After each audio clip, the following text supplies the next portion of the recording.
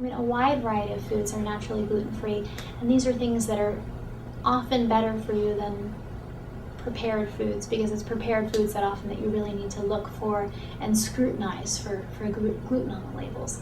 From, you know, dairy to cheese to yogurt to meat to fish to chicken, you know, the fresh poultry that is, or fresh food that isn't dusted or prepared in any different way or marinated or anything else.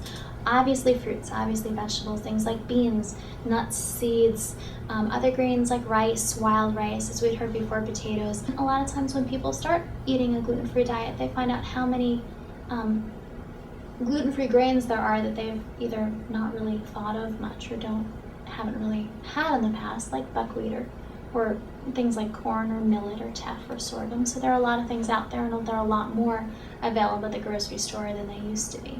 Quinoa is a fabulous grain, or actually it's technically not a grain, it's a seed. It's a really great gluten-free grain. Part of the reason it's so fabulous for you is it's the only complete protein in the vegetable kingdom. When you're comparing it to complete proteins like eggs or milk or whatever, it has fiber, it has iron, it has other things that are beneficial to you and tend to be lower in a gluten-free diet. Like there have been just recently a bunch of the pizza places have gone gluten-free. So Uno's has a gluten-free pizza, Z Pizza has a gluten-free pizza, Rustico has a gluten-free pizza. Starbucks actually has a gluten-free muffin thing. And again, it's not saying that these things are good for you, but it's really nice, especially for social occasions and other things, that when you're out that you have options.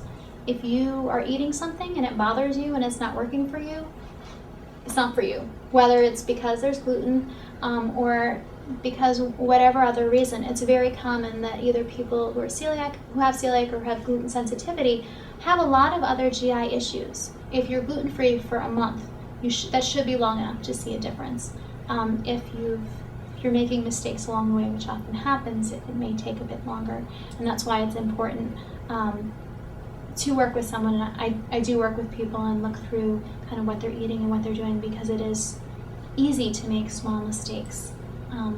It's very new. We've learned how to eat and we've established those patterns for a long time. And it's very hard when all of a sudden someone says, hey, by the way, you get a phone call. Okay, your whole life is changing. You're eating a different way. You're living a different way. It's from a nutritional standpoint, from family functions. People just start, well, there's a wedding, there's my birthday, there's the holidays. All of these things that we've taken for granted of having, you know, grandma's apple pie a certain way, or you're reinventing and doing things a very different way. Most people don't see a difference for at least 2 weeks. It really, and that being said, I do have clients that will call me the next day and say, I feel like a new person. Oh my God, this is amazing.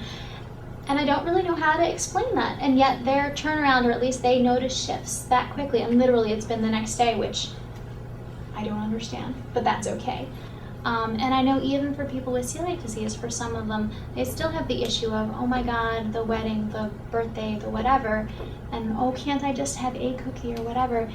And the research is really, really, really clear that the increased risk of cancer, the increased risk of infertility, osteoporosis, of getting other autoimmune conditions that are just not as easily controlled in any way, are just so much higher.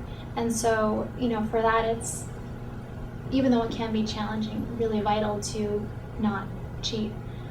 There's so many gluten-free products out there now, and there's so many options that, you know, it's not like saying, don't ever eat a cookie again, don't ever eat bread again, don't ever eat cake again. It's a matter of finding gluten-free things.